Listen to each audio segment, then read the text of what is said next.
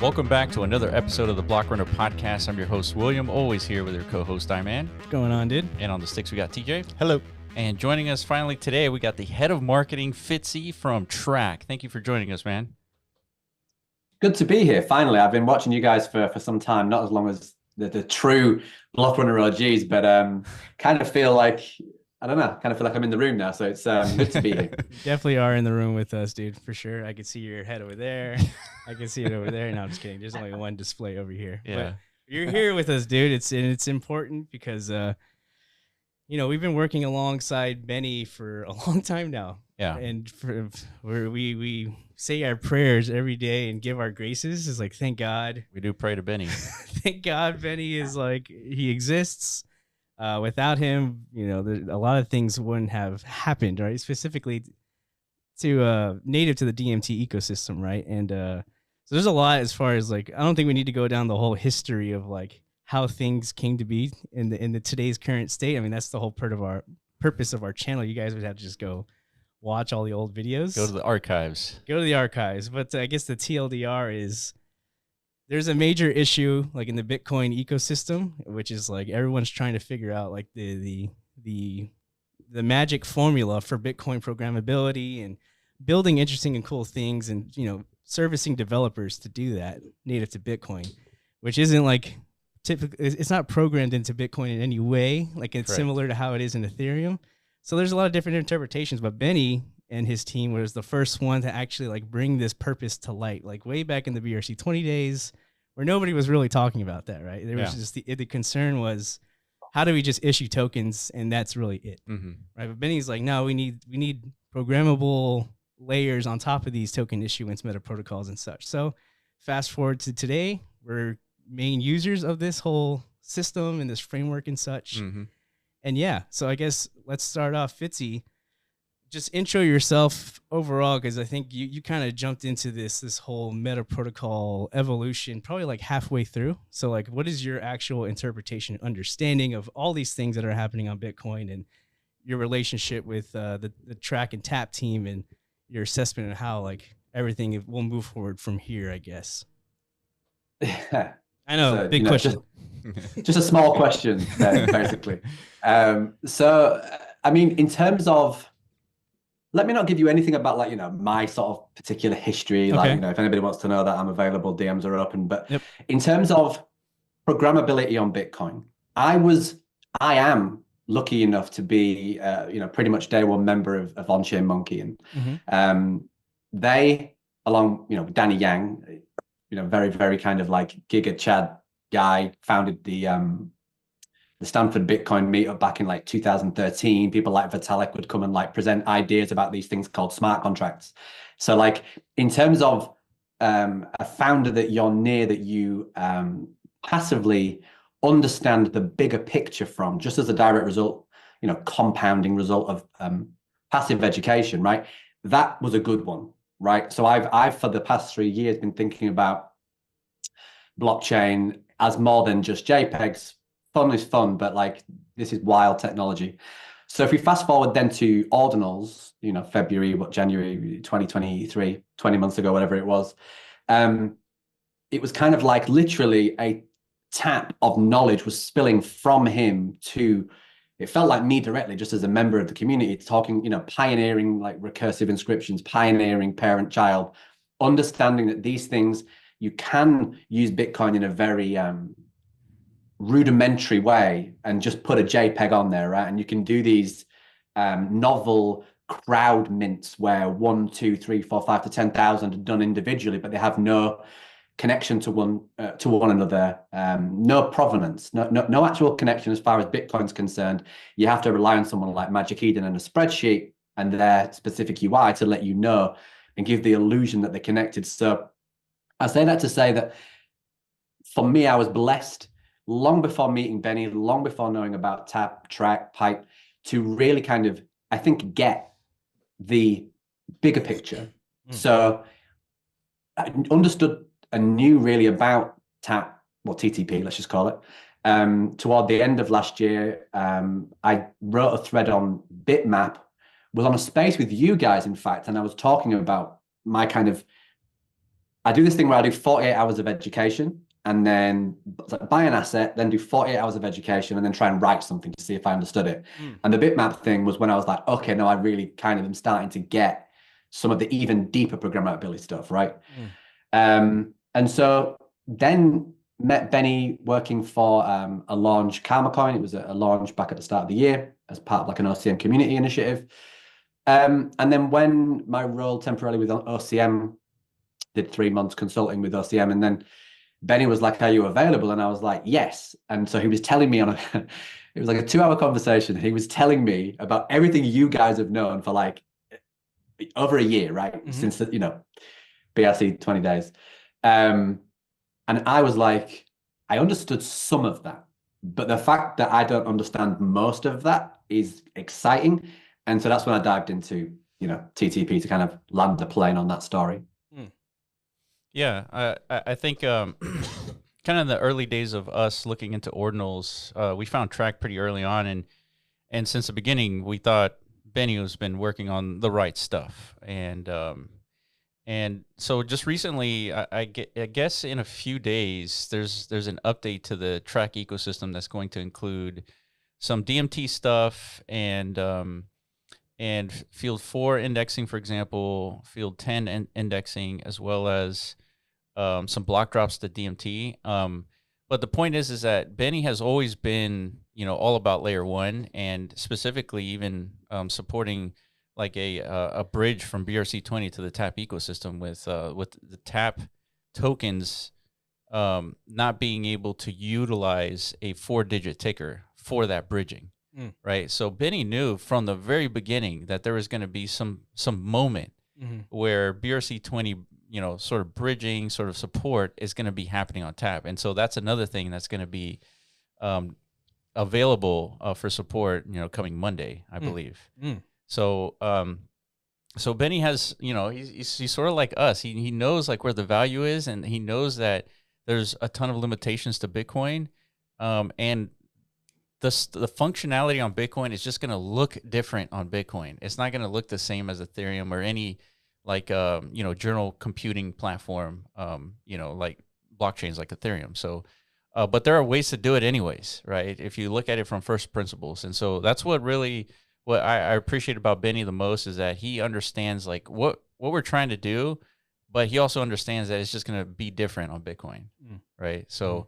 I think that's one of the more exciting aspects about what's happening here. So Fitzy, tell me, like, I guess what is your take on like the latest developments on TAP that are going to be happening in the next couple of days, and what's your basic understanding around it, and see if there's anything that we can kind of help clarify, because there's a lot of stuff happening and it's pretty complex. Yeah, I mean, it is. It's been an education for me to even to this point to feel comfortable to be on this show, right? Like 4 months almost of trying to understand everything about what's happened and where this is going. And so the updates are, seemingly coming more frequently. So more things to learn. So the point you mentioned there about the BRC ticker transition, I really want to sort of double tap on that. So yeah, Benny, how would I word this? Benny, he knows how many doors exist in other protocols. So he knows how many choices ultimately are physically possible with each of these things. And I'm sure he would word it in a different way, but that's how I visualize it. And so he knows that certain inevitabilities are going to happen. And BRC20, look, no one thinks for 1 second that it's the most programmable. It certainly isn't.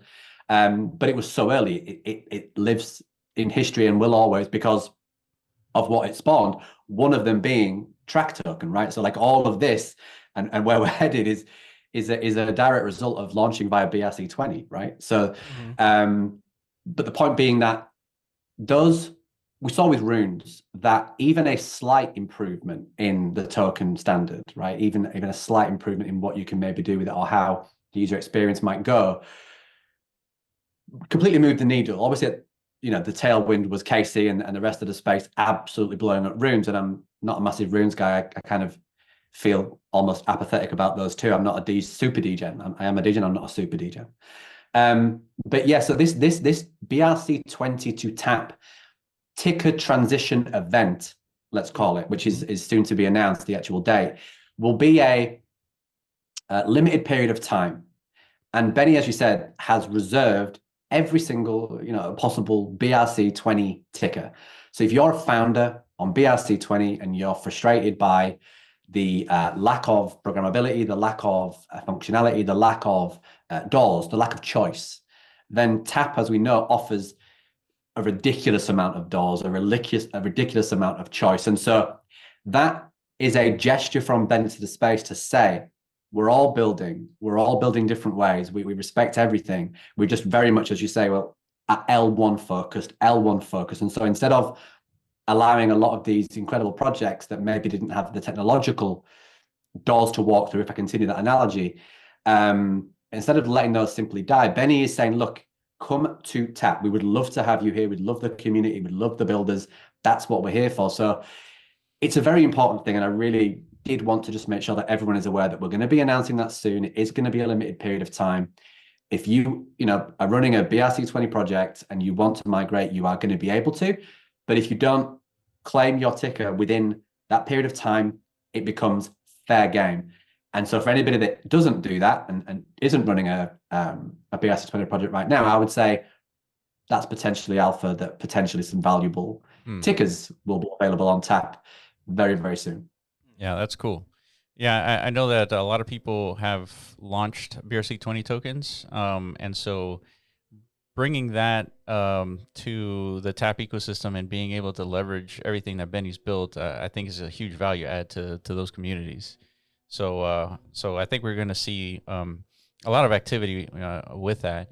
So in addition, recently you guys released a DMT video that we thought was really great. And so it's like a 2-minute kind of breakdown of what DMT is. And I've shared that with some of my family members and they get it, right? They understood like what it is that we're doing, because we tend to get into the probably too deep into the technicals as to why it matters versus to what it is. And so this does a great job. So kudos to you and your team for coming up with such a concise, I guess, script for that explanation.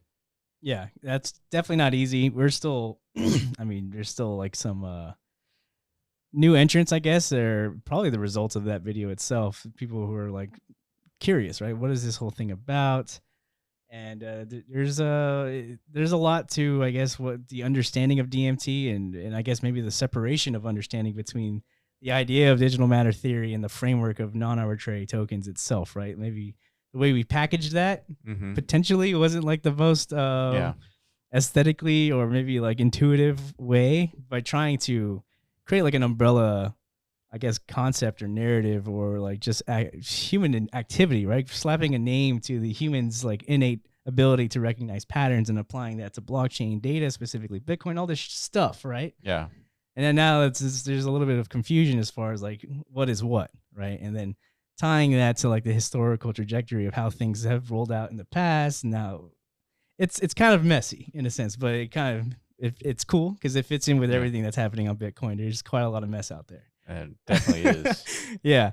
So the video, but the video just to address that, like we sat and shout out to Richard. So Richard is a guy who I work with, who we brought in to help us build these kind of more premium video content, and it's tough to write these scripts, but ultimately, the way you guys phrase things, the actual DMT written document, the framework, right? We wouldn't have been able to if it wasn't for how you guys frame it, so the periodic table, like, you've literally got that, right? You've got that on the site. So like, I'd love us to take all the credit, but it's clearly not the case.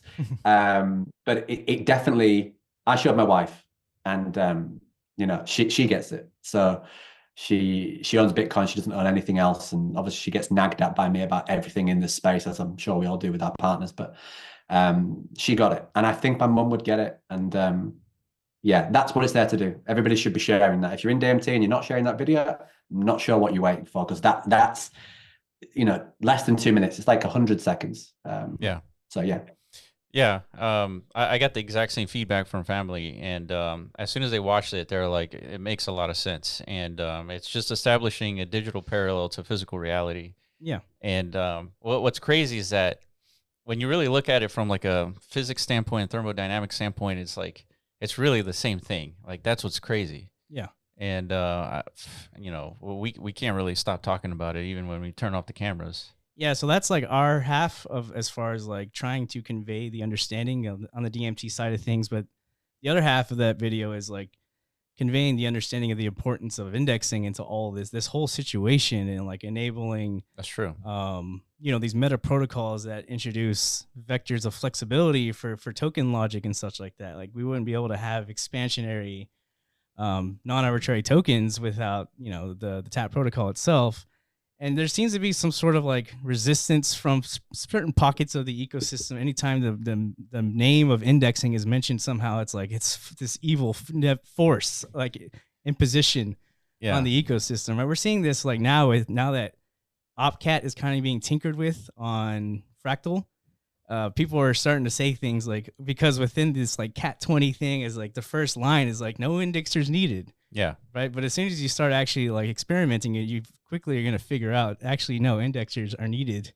Yeah. For sure, If you believe no indexers are needed, by the way, everything on the internet is being indexed by Google. Right. And you don't launch a website without allowing Google to crawl your website. That is part of how you index the internet. Yeah. Everything requires indexing. It is a fundamental part of developing applications for the internet and the blockchain, everything. Correct. Yeah, so I guess what's your take, Fitzy, on like, because obviously this is a critical value of like what Benny is doing, and then the ecosystem of TTP is solidifying, I guess, like almost like a pioneered blueprint of how you can like support meta protocols and still like maintain this source of truth in like a decentralized manner. Like, you know, what's your take on like, you know, how the space is interpreting that, and, you know, what developers, the rush of developer interest as a result of that? So again, big topic, right? But people saying, you know, indexing is not important, we don't need it, or there's another one that I hear, which is like, we're going to do this all on chain. You know, and this is from a Bitmap community member I heard recently, and I'm probably going to butcher how they said it, but it was literally they were going against Enoch and just saying, yeah, but we don't need that. Like, we don't need track. We don't need decentralized indexing. We're going to do it all on chain. And I think, obviously, you know, that you could explain the limitations of doing an indexer on chain, right? You know, that's going to be very limiting to what you can do. Especially if, you know, it doesn't, what's the phrase, the ability for it to change state, right? That the data, it needs to be able to be adaptable and agile. So yeah, it's an education thing. And I can't say shit, right? Like I didn't really know what an indexer was, didn't give it any time of day until, I don't know, like within the last 5 or 6 months, like, you know, a month or two before I joined, I kind of had heard something, but I didn't understand. So it is normal that people don't see the value because it's a boring thing. It's in the background. Absolutely. It's reading the blockchain, putting the information in a decentralized way. So I've got a globe behind me, right? Imagine the satellites around the world, individual nodes that are communicating and making sure it's decentralized, secure, and transparent and everything. And that data is being put in these digital filing cabinets. Well, digital filing cabinets, reading doesn't exactly sound exciting, right? No one's getting jazzed up for like indexing, but it's vital. It's vital. And I think, let me try and give a 50,000 foot view of like what I'm now, like me personally, I'm really understanding is in a multi-chain world. So we look at indexing, we say, okay, well, it's reading all of Bitcoin. It can provide the information to devs. They can access it with APIs. They don't have to run their own. They don't have to spend time or money doing that and then continue it. It's a whole thing. You guys have talked about it a million times, how much of a pain in the backside that would be. So there's one thing that can do it for you, but it's not just Bitcoin. In like an interconnected multi-chain reality, which we are absolutely hurtling towards. In fact, we're already into it, and TAP's already doing that with the ICP partnership, using the logic in canisters there to, you know, execute and manipulate UTXOs on L1. You need this universal, I want to use the word sentinel, if that's the right word, this kind of all-seeing eye, but it's a decentralized sentinel. It's not like, you know, Big Brother style stuff. You need this thing that's looking down upon multiple chains, upon multiple protocols within multiple chains, right? Meta protocols, all of these things are contributing value. All of these things you can create assets on, but they're in different coding languages, they're on different chains, they're in different models, UTXO, account-based. So there has to be this thing, there has to be this decentralized infrastructure that sits down, can read all of it, can validate that in a decentralized way. Thousands of nodes that Track will have, already has 1,200 of the 3,000 sold, right? And so by the end of the 10, that'll be 3,000. And then in the future, I'm fairly confident logically that as Track expands, it will have to get more nodes, right? They'll have to come onto the market at the price of the market. You're not going to be able to buy one cheap then. That's the alpha. But what I'm saying, and hopefully I can land the plane here, is that if you really do visualize it, that blockchain is not the end goal, right? It's not the end goal. It's the ability for anybody, anywhere, in any ecosystem to have the protocols and chains speak to each other. By the way, TAP is embeddable within other chains. And so literally TAP is also solving this. But even then, you need this indexing thing that's not just stored in one particular chain or in one particular place. It needs to be looking down and saying that the source of truth for all of these chains that are interacting, we can give you that here, and it's a decentralized and secure way of doing it. So I get passionate about indexing now that I have the language to actually speak about it, thanks to people like you, people like Benny, and the rest of the team. It's wildly important. So yeah, it's not needed. It's absolutely vital.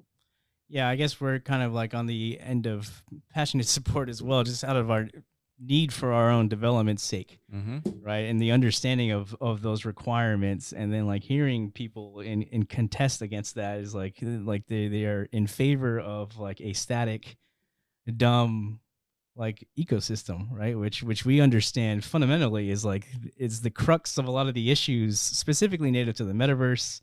Right? We experienced that already, like a severe lack of technical infrastructure to enable like an actual application layer native to the metaverse to exist. Is because this idea of like keeping things fundamentally, I guess, like in a dumb state, as some maybe whether it's the developers themselves, they don't know how to implement these new functionalities. In Ethereum's case, like there was really no excuse, right? But yeah, for whatever, in Bitcoin's case, there is an excuse, at least as of today, right? But for an ecosystem like Track and Tap, who's like actually has been from the very beginning trying to push this boundary of understanding forward and demonstrating that with applications like DMT and such, for there to be a resistance against that, and now all of a sudden there's a pile on like in understanding. Now people are starting to finally figure out there's a rush of meta protocols kind of like advertising themselves as the new killer solution to this very thing, right? Because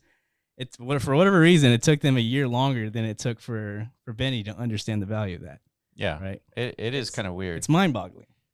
I think people need to do the exercise of when you inject something using the Ordinal protocol into Bitcoin, and you go and look it up on the Bitcoin blockchain, it is stored as a hexadecimal, right? In this hex, no human can read it. So what you got to do is you convert the hex into text, and then you read that data. And if it's like a GLB, then you have to have a different application interpret that information so that you can see the 3D model, right? And so. So any developer who injects data into Bitcoins, like they can go and read it themselves, right? They could. But then every developer that develops these applications are going to have to index the data themselves. And so now you're requiring this huge technology stack as like an app developer to even like do anything on Bitcoin. And no developer wants to do that. Correct. Right? Imagine if you're a dev and you had to like buy servers, put it inside your house, and then run your application from a server instead of using AWS or Heroku. Right? That's what, if you don't have an indexer, that's essentially what you have to do. Right? And so an indexer just provides you a service that you don't have to do now. And now you can just focus on your application the same way that we focused on DMT. Right? We didn't want to like do our own indexing. That's the whole reason why we kind of leverage Benny's programmability. Yeah. Like it's it's easy for us to understand this. I don't know. Yeah, but now there's this bifurcation, I guess, in the market, right? Because for whatever, it's, I guess there's a viable, like again, blueprint, like, tap, track, pipe ecosystem, like it's replicable, right? So why not, like recreate these things and, I guess onboard VC interest as a result of that, and just spin up your own ecosystem as a result of that. But I think it's having dire consequences on this entire space, right? The meta protocol, like it just ecosystem continues to expand and become more of like a turnoff. I think I'm seeing that happening today. People are really frustrated with the idea of like trying to figure out like, well, where is the actual value going to emerge? Where are the developers going to build? There's so many options, right? Yeah. And it seems like there's not that much distinguishing like what the actual approach of how these things are. People are touting like Opcat to be like the actual end game solution to all this stuff on Bitcoin, but now it might not be actually that. So developers who are being convinced of that are just kind of potentially wasting their time sitting on the sidelines for like the Taproot Wizards team and Bitcoin Core to figure out how to implement this stuff. Like that's the mess that we're talking about, right? It's as opposed to everybody identifying like there's been a solution all along in this in what Benny has built, right? So yeah, it just looks different. Yeah. So what do you think, Fitzy? Like, what is it? Is it tribalism that is causing all of this? Is it really just like the industry of crypto, where it's like, why jump onto one solution when I can just build something similar to what exists, and therefore I could raise tons of VC funds and all this stuff? Like, what is the actual problem in this Bitcoin industry from your perspective? I mean, the TLDR, right? The TLDR at a very human level, because we're very predictable, is confirmation bias, right? So we could call that bag bias, and let's please do that, because this is also a factor. But it's confirmation bias. It's like most people are not going out there to try and challenge their understanding. They've been sold a narrative, and Opcat is a great example. Before I go into this, because I know how this is going to come across, and this is recorded, Opcat would bring incredible things to Bitcoin, right? It, vaults, and I've not even fully deep dived into that, but like cool things you can do to make things less hackable, or you can like have, before something is say jettisoned out of your wallet via some kind of hack or whatever, you can kind of resolve it, and you can set up like 2FA and all this sort of things. That's really cool. But ultimately, its big thing is, I believe, right, is like to allow L2s to connect to L1s as Bitcoin tries to scale. And so there's a couple of points here. I'll try and remember them all. One, a Bitcoin L2 right now, I've not seen one that's solving a fundamental problem. And so what I believe is happening here is this standard thing where someone's come in, seen what's happened in other chains. They're going, well, loads of money was made on the L2s. Let's go get a deck. Let's go give it to VCs. Let's go raise some money. Let's become founders, right? And engage founder mode, right? But they're not delivering anything fundamentally life-changing. But more importantly, right, you're building an L2 to scale Bitcoin before Bitcoin needs to scale to L2s. So you're providing a product that literally is not needed yet. Go look at the mempool. Does it look like it needs L2s at this point? And we know when the bull kicks in that that's going to change. But Benny, the team, like the whole vision is L1, L1, L1. And so I see why Opcat comes up in the conversation, but Opcat is tied to a story. Here's my honest opinion. I don't know what your guys' is, but the more programmable L1 gets, the less likely Opcat is to ever be voted to be reactivated. So, this Opcat started at a time when we were talking about BRC20, right? Like that was it. And everyone was like, oh man, Opcat, right? And again, nothing against Opcat. It would do some cool things, but I just think that this narrative that it's imminent is actually irresponsible, right? I think it's irresponsible to say that it's happening now. It's going to happen very soon, right? And there's hype boys out there doing that. Yeah. But yeah, the more you can do on L1, even less likely you are to convince the predominant Bitcoin OGs, these miners, the guys that are here, they see it as their chain. And they don't want JPEGs on it. They don't want programmability. They want true sound money. To say that it's soon and that all these guys are just going to suddenly flip overnight and vote for this to be a hard fork of Bitcoin with the risks that come with that, right? Yeah. Plus the programmability of L1, it literally will reduce, right? It logically has to. It reduces the chances of OpCat being reactivated. And I think if you challenge that, I'd love to know how, because that's just logical. If it's not necessary, if it's less necessary in 6 months, if it's less necessary in 12 months, what do you think? Like, I think the chances are it becomes less likely to happen for that fact. Well, yeah, I mean, I agree with that. That's sort of like kind of like line of thinking. I just don't know like what it actually takes. What sort of level of consensus does it take for miners to support like an upgrade? And I'm assuming that the miners have to agree that they think this upgrade is going to make them more money, and therefore they're going to do it.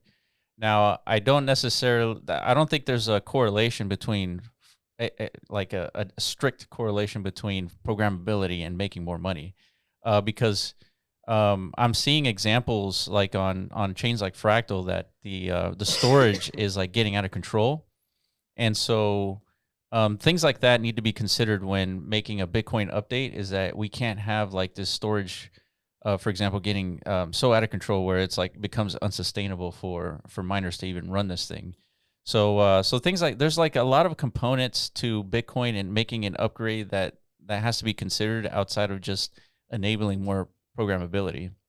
But I think what's valuable here is that what Benny is doing is it is allowing, it's considering the first principles of what needs to happen, right? If you want programmability, well, you can do it, right? If you wanna manipulate UTXOs on Bitcoin, you can do it, right? You can have a backend system do it. There, you're gonna have to trust that backend system, right? If you want a network of nodes to do it, like let's say the nodes on ICP, well, you're gonna have to trust that network, right? But it provides some transparency on the functionality of what's happening, right? So we can actually achieve a lot of functionality on Bitcoin. It just, again, it looks different.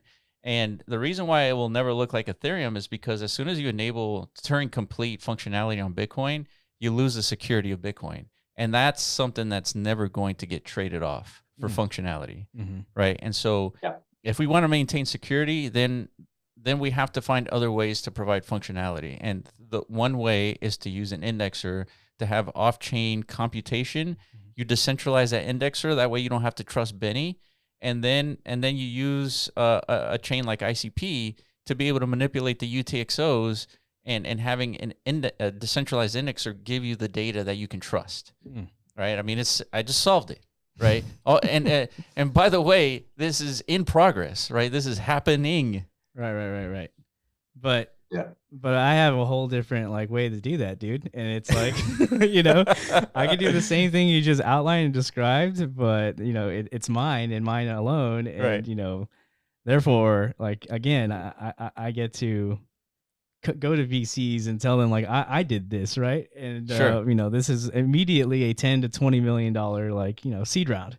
Right. We're actually seeing that happen. And I think if this comes to be the case, like this whole architecture framework is what you need to build actual killer apps native to Bitcoin, which we believe it is. Like, I think DMT is a demonstration of a potential killer app in the making. Yeah. I mean, we could be biased in that assessment, to be determined, right? But because we have access to like this framework that originated from Benny, and is now being like heavily replicated in its different iterations and such, that might be the catalyst to just like we saw L2s kind of explode in Ethereum, like this whole meta protocol thing, as convoluted and messy as it is now, could even get worse, like where we see 100 meta protocols on Bitcoin potentially all basically executing like similar things. Yeah. Right. But because, some killer app emerged, it's convincing like a whole new like onboarding of capital. Like this is the new exploit. Right. Yeah. Right. So I don't know. Just saying that out loud, I don't know if that's like a bad thing. Like in the same sense, are L2s a bad thing for Ethereum? Well, we're talking about a very complex thing. So if you're going to take a pitch to investors and you're going to convince them of this thing and they don't know anything about what the hell I just said, Of course, they're going to give you $10 million and this, go and scale Bitcoin, whatever you just said, bro. And what are we doing here? Like, why are we not doing this? We could get a pitch deck going. We could go and make 20 mil round. Like, we sound pretty intelligent sometimes. So like, we could probably do this, guys. No, that's what everybody is saying. It's like, you know what, we can just formulate this pitch. And, you know, this is like, these investors, they have a lot of work to do, right? Yeah. To really determine the substance versus the lack of substance. Not just the investors, the participants, right? The Web3, the degens, everybody. That's the work of everybody, is trying to sift through all these different iterations and try their best to like identify like where's the value coming I feel like from. the investors, they have a bigger burden because they're handling other people's money, first of all. Okay. And then they're investing in this, they're being convinced of these ideas that really don't make any sense, right? And that's why there's like 60 L2s, right? That's right. Or there's 100 now, really, on Bitcoin only. Yeah. Right. And we should start a fund for the VCs. Like, you know, every day a VC has to sit and invest somebody else's money in something they don't understand, and that's sad. We need some sad music over here. Get your producers to do that. But you mentioned DMT, right? Let's not.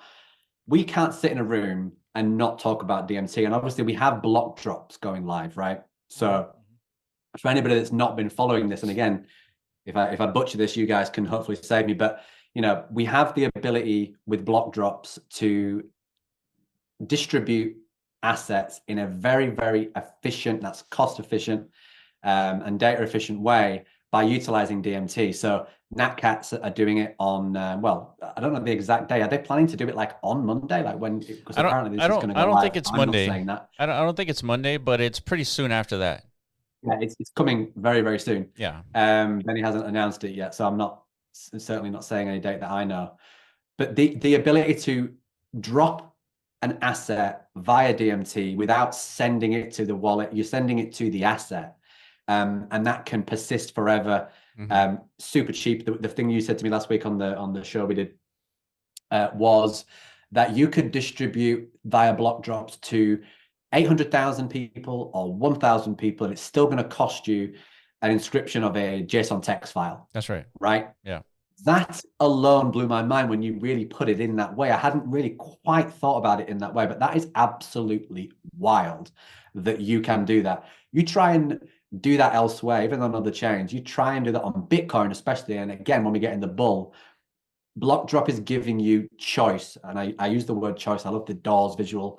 Like the amount of doors that DMT opens, the amount of, which by the way, for anybody that hasn't heard me say this already, the more fields of Bitcoin that the track network indexes, the more choice that you have, the more functionality that you can pass down. The very properties of Bitcoin you can pass down into the assets themselves.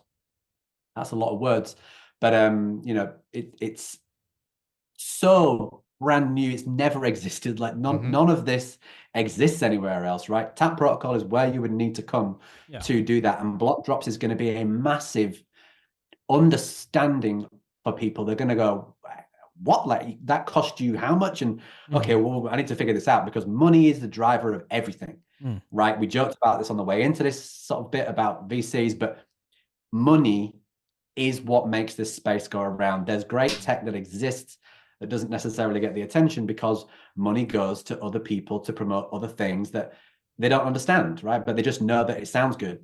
So DMT legitimately with Blockdrops is groundbreaking, and watch what the Natcats do. And I think you guys are doing something at some point in the future, something maybe potentially significant with Blockdrops. Essentially. Yeah. Yeah. I mean, I could talk all day about Blockdrops, not only from like what it is, but you know, we consider Bitcoin seriously in the sense that we don't want to like bloat Bitcoin in any way. And what that does is when you consider, you know, maintaining an efficient protocol or meta protocol on Bitcoin means that even if the fees are extremely high, like 1,500 sats per VByte, it's going to be a few $100s to do a block drop anyways, right? In that environment. And then today it's going to cost you 20 cents, right? At 2 sats per VByte. And so the amount of weight that you're injecting into Bitcoin is very small, but the impact and the value is very big. And through this block drop mechanism, it is, like you were saying, Fitzy, it's persistent. So block drop is very much like an airdrop, except that it just exists persistently forever, right?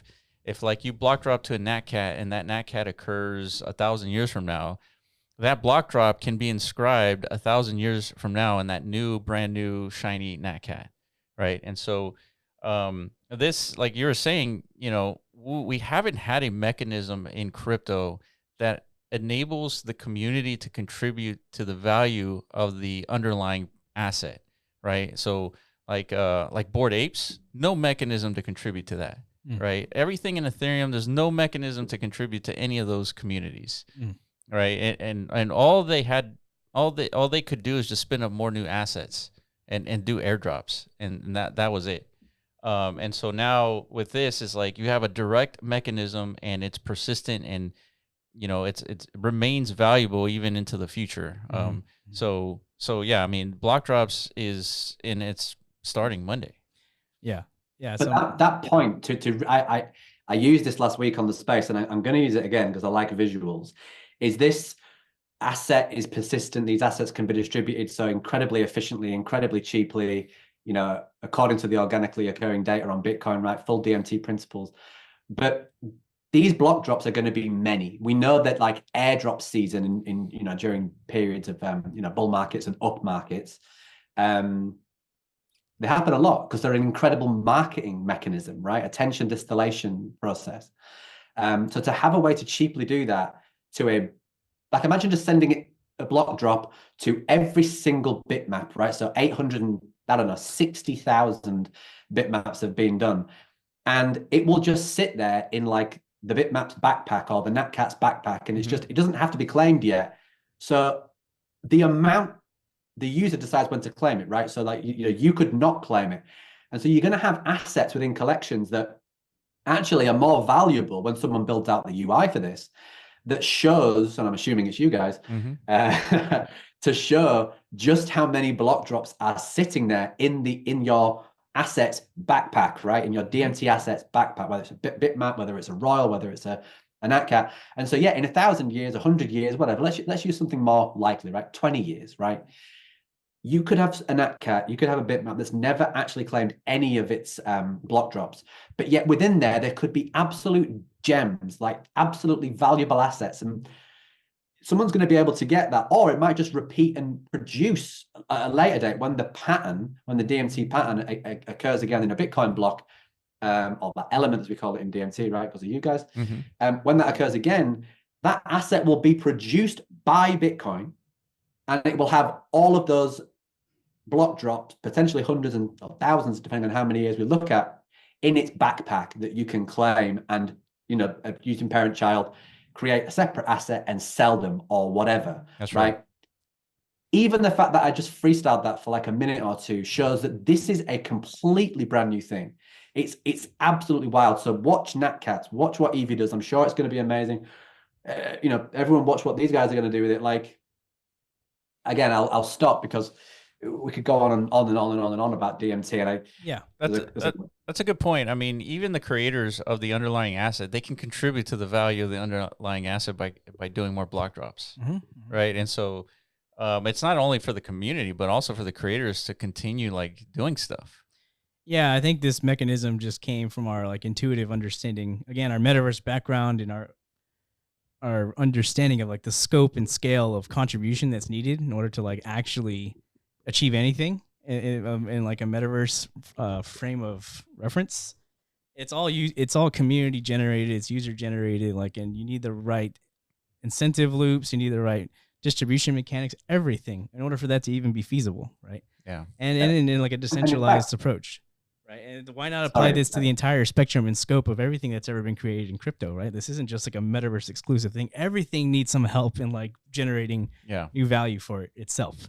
Right? Like, look at NFTs. They're just it's a graveyard of what once was very valuable stuff to like now nobody understands exactly how are we going to inject new verticals of value to these things that are still like they're tangibly present within this like digital universe, right? So like, why not activate something as critical as the community to like partake and participate and, again, have the proper incentive loops to do that, right? It's not just a metaverse thing. It's across the board, much needed. Right? Yeah. But, so yeah, speaking on that. So yeah, that's us. You guys have a hackathon coming up here. Yeah. I think in a month or so, right? So, I mean, there's this TAP is not a DMT exclusive thing. You could basically, I guess, kind of like outline the full scope and scale of what can be achieved by any developer really who wants to contribute value to the Bitcoin ecosystem in space. And what is this hackathon going to do to kind of like, contribute to that? Yeah, so hackathon, Bitcoin Amsterdam, 9th and 10th of October. So, less than a month at this point. Yeah. Applications close on I'm going to get this date wrong. It's the 14th or the 16th, but we've tweeted it, and maybe if you confirm, if you know, but it's 14th. I think it's the 16th. We've said it's going to close. I'm going to go with that. And so, if you are a developer, I'll start this story by saying this: we in recent months attracted an Ethereum Foundation dev who's now working with Benny, right, on the team. And I say that to say, imagine what they've seen that you can do with this to want to move from what is seen as like programmability utopia to what's seen to be programmability dystopia, right? Like not able to do it. Yeah. Yeah. That event, when Benny told me that, was one of the most bullish things. Like I now get bullish about devs, right? I'm a different man. I'm a changed man since I joined this company. Like I really am bullish about devs. This is a rock star, right? And so, yeah, so I say that to say, if you can build these things on Ethereum, whatever you've seen, whatever you want to do, you can come and build that on tap is basically the TLDR, right? And the ICP stuff's helping with that because you can write with multiple languages. You can write your smart contract and have it, based within a canister, within a subnet of ICP. So the logic is there, but the execution and manipulation of UTXOs is on Bitcoin. So that literally means you're doing smart contract stuff on L1 Bitcoin.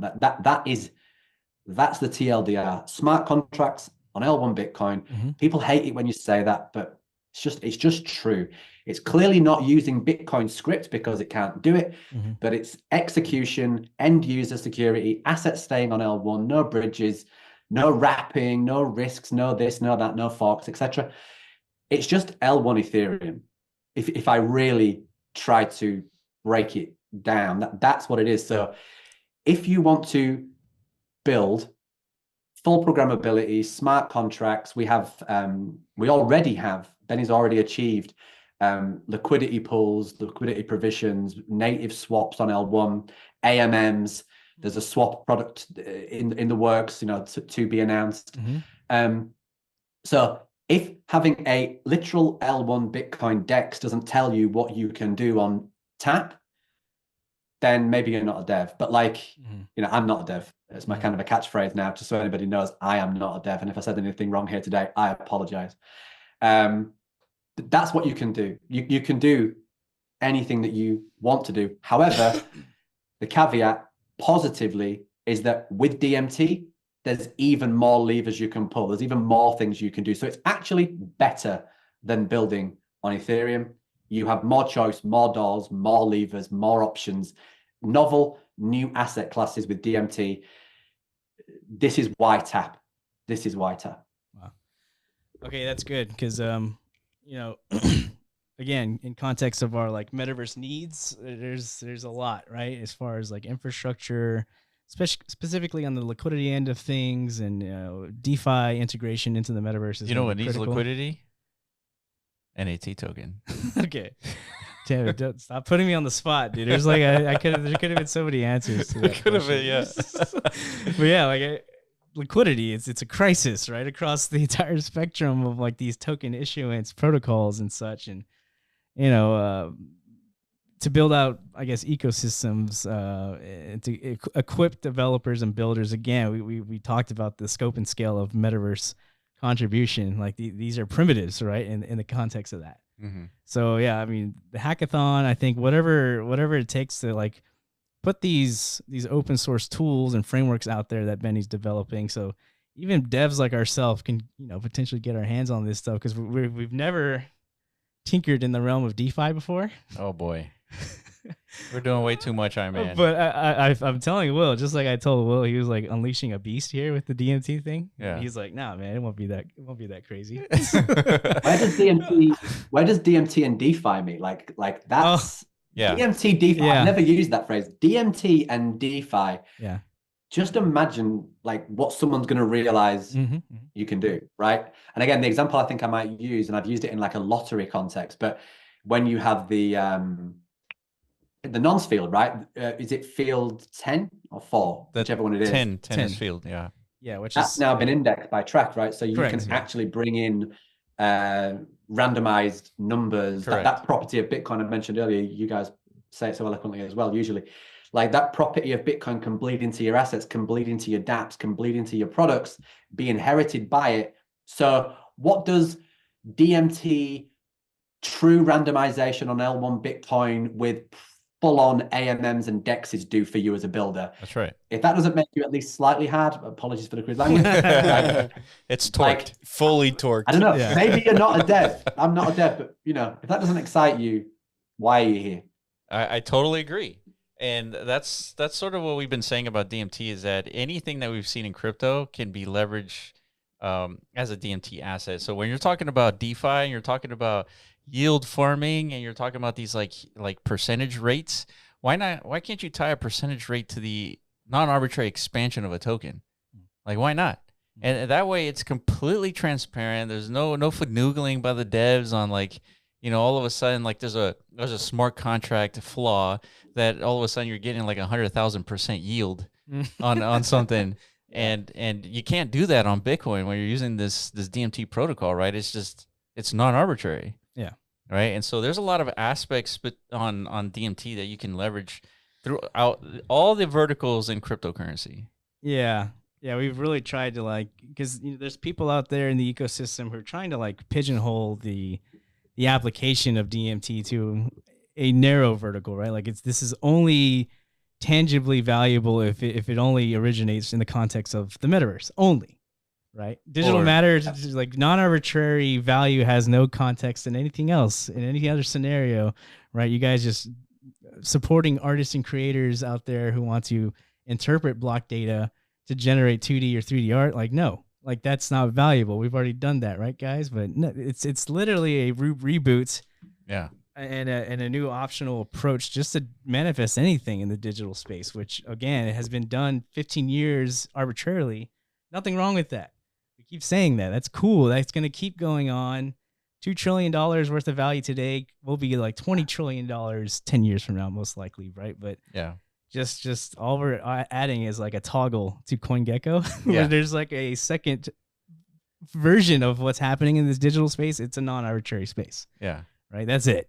Yeah. So what's the value of that today? It's like fucking in the millions. Yeah, a few million. Yeah. So versus 2 trillion in the arbitrary space. Yeah, but at the end of the day, it's just a new tool, a new option for people building out this stuff. And clearly, arbitrary, it works as far as producing value, but it doesn't work in sustaining that value. Correct. Clearly, it's evident.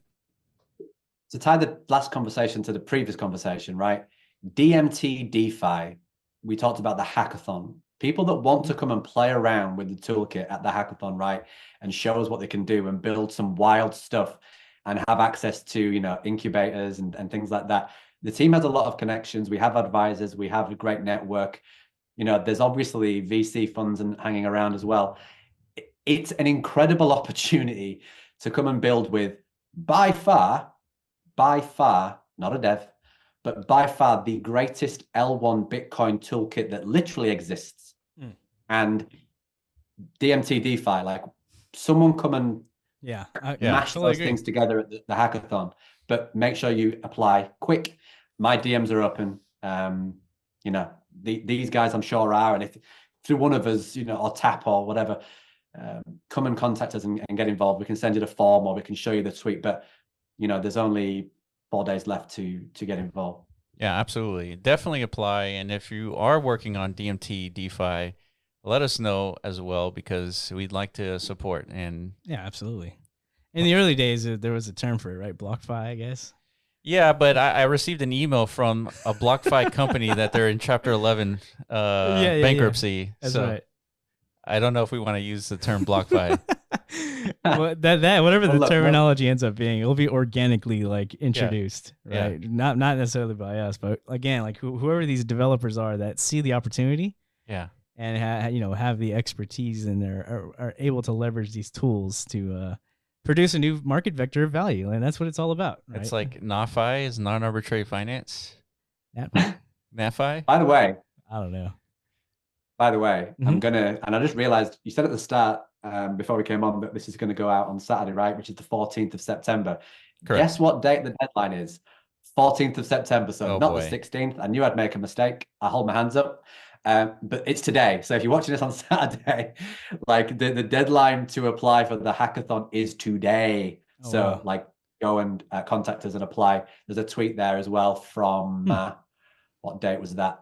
Maybe we could try and rush this out. We can rush it out too. Also, can Fitzy, can you send me that tweet so that we include in the description?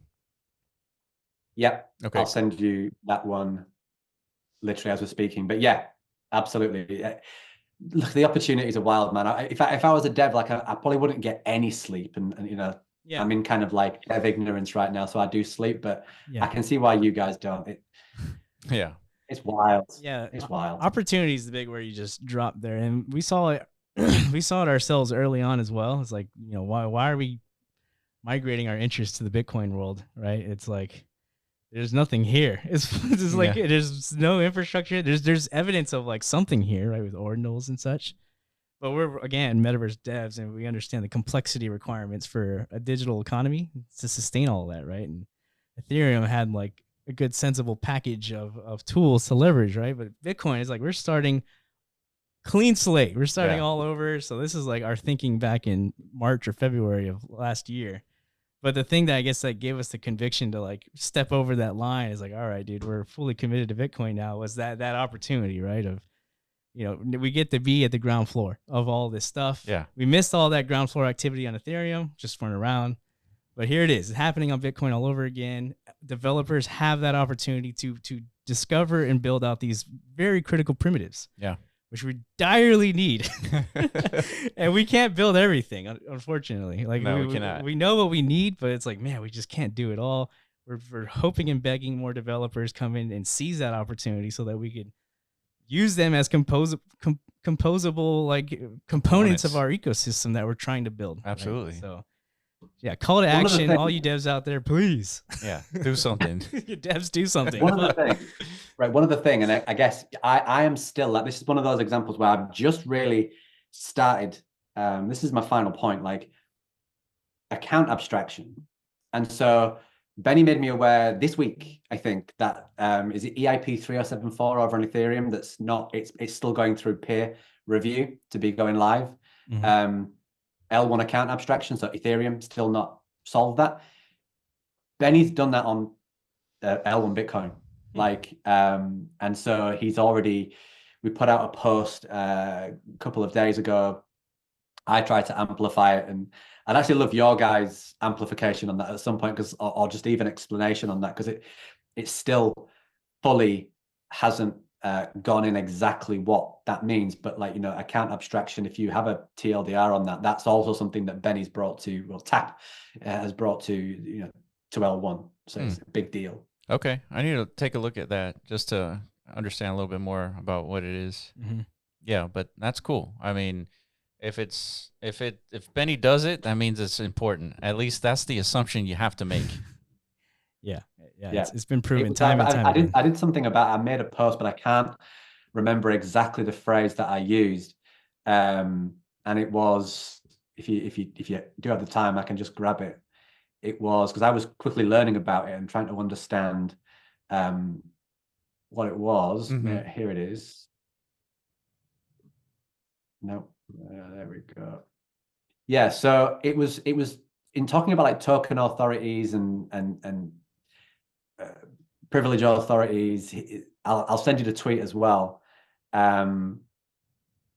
It's like how best to say it? It's like, because tap is embeddable within other chains, it's to do with that, and it's this kind of like, how did I word it? Like a decentralized tap has got like this decentralized verification standard, right? That's allowing all of these chains to talk and protocols to talk to one another, even though they all speak different languages, right? It's kind of abstracting away from, I wish you guys knew exactly what it was, because I can't fully explain it.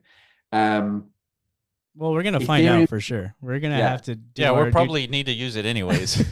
I'm sure. Yeah, in the context of everything we're seeing happening on Bitcoin, clearly there's going to be a cross communication issue between meta protocols, and even more so, like you're saying, other chains and such. Like, you know, the principles of the value that's contained within DMT isn't only applicable to Bitcoin, right? This is something that can span and be applied to any other like on-chain environment, really, but rooted to, you know, the non-arbitrary properties of Bitcoin. Like, that's where the value comes from, right? So this sounds like critical infrastructure to actually like support all that, right? So we're gonna need to brush up our own end of understanding so we can figure out how to utilize it. Yeah. I'll send that to you. I mean, I'll literally read, because Benny wrote this tweet. If this makes sense to you, I'm sure it will. Yeah. It's to do with authorities, right? And so it says, since authorities are implemented for many months on Tap Protocol before even Ethereum, right? You can already abstract your accounts, either take care about your accounting rules through authorities, or give the responsibility for selected assets to other authorities. Authorities can be communicating and deal with each other based on their particular rule sets. I interpret as another double tapping on this idea that all of these chains are speaking different languages, right? And that is a massive barrier to cross-chain interoperability. And so what Benny is saying there, I believe, is that we've already solved that. We've already found a way. This is what's so bullish for tap. It's not just going to be a Bitcoin thing. It's going to be used, embedded, for want of another word, inside these other chains and protocols, in order to have this kind of universal language that they can all speak. So transactions can happen, communication can happen, execution can happen, cross-chain transactions, right? That, I believe, is the rough TLDR. Okay, that sounds super interesting. Make sure you send that to me so I can take a look, and then we can talk about it in subsequent videos. And I'm sure we're gonna have to leverage it anyways. And I think it's EIP 3074. I just sent you the that's the Ethereum improvement protocol. Improvement plan. Called. But yeah, I'll send that to you as well. Okay, cool. Yeah, I think we're gonna have Benny on and have a conversation like in a few weeks or so. Yeah, I think that's true. So it's like, yeah, this is a good thing to like throw into that conversation, because for sure, I mean, it's evident all the progress that's been made since, like, I mean, the last time we talked to Benny was like publicly on this channel. We talked to him regularly, but like publicly was like the beginning stages of like this whole ecosystem's development, right? So it's definitely overdue to get like a full on scope of the vision, right? Because I mean, Benny's Benny, right? So we need to really extract what's in there, because you know, speaking from ourselves, like we have pretty big ambitions, and visions are, you know, contained in here somewhere. Yeah. That we don't just always want to just like spill out everywhere. Right. So yeah, we'll do our best to kind of like pick his brain for sure. For sure. Fitzy, thank you so much for joining us. You know, it's always a pleasure talking to you, and we always have this Friday Bitcoin 2.0 show on Twitter. True. Yeah. On it's at 2 p.m. UTC. So definitely, if you guys tune into that. 2 p.m. UTC? 2 p.m. UTC. Wait, sorry. 5:30 p.m. Sorry, I'm getting all kinds of things mixed up. Sorry. 5:30 p.m. UTC. So definitely, if you guys are watching this and you see this in time, definitely join us and ask some questions. You know, come to the stage and ask questions. Correct. So Fitzy, thank you so much for joining us. You know, it's always great kind of talking about, you know, tap and like what's going on in the ecosystem. I guess any last words from your side that you want to tell the audience? Oof. We covered a lot, right? And so I feel like all the words have been said. I would just say, look at the bigger picture. I would say we're at the start of a bull. I get that it's exciting. We're all excited. But there's a lot of these things that just simply aren't going to survive. They simply aren't going to survive. VCs are putting money into L1. That is the pie they want to solve. That's where the prize lives. And money, as we know, it makes the space go around. And so I worry for people that are going to use solutions that generate quick hype with worse tech that isn't even on Bitcoin L1 and get carried away like I personally did in the last bull market and lost money because I believed at the time that this was never going to end and the hype was always going to be there. The fact that TAP, I've only been in the company 4 months, but the people, the method, the proactive regulation stuff, fully regulated in the EU, is something I probably should have said well earlier in this interview. But like actively doing that, protecting builders, launching via CoinList, TGE very, very soon, being the first Bitcoin token to launch on that.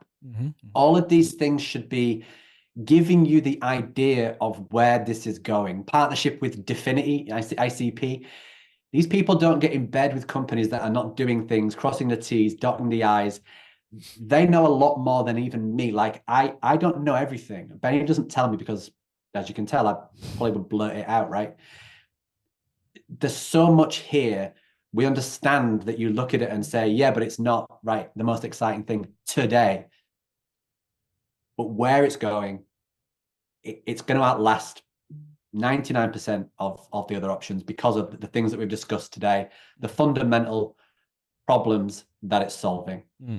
That's why you should be building on TAP. And if you want to invest into that, that's your choice. Yeah. Yeah, really. Yeah, I couldn't agree more. I mean, you're not going to be able to beat the L1 narrative. Yeah. Yeah, I really hope you're right, just so we can say we were there. Like literally when Track was like 100, 200,000 market cap, it's like, who the hell is this Benny guy, dude? And like to see that journey from there to like what you're kind of like outlining as the road ahead, right? It's quite the story. It's quite the tale, right? To actually like be present for the whole thing. Right? And it's all televised on the YouTube channel. It's all there, dude. You want to go back to the archives and watch it. You guys are more than present. Like, again, I came in after you. Like, I've only been really actively in this ecosystem for 4 months in kind of like, TAP world, TTP world. You guys are more than present. Like, you guys have literally, I've watched it as a viewer coming to you to learn. Like, you have literally been banging the drum for, I don't know, like probably day one, right? I saw someone say this week on the timeline, I think it was Blake. He obviously confused you with somebody else, but he was saying, hey, you guys weren't bullish on Track back in the day. And you were like, yeah, we absolutely were. And he must have confused you with somebody else, but you've been championing this way before me. So like, you guys are literally, as far as I'm concerned, like you're more in the company than me, even though I work for the team, but like, I mean, it needs people like you. It's just going back to first principles. I mean, it's what are you trying to achieve and how can you actually get there with what exists?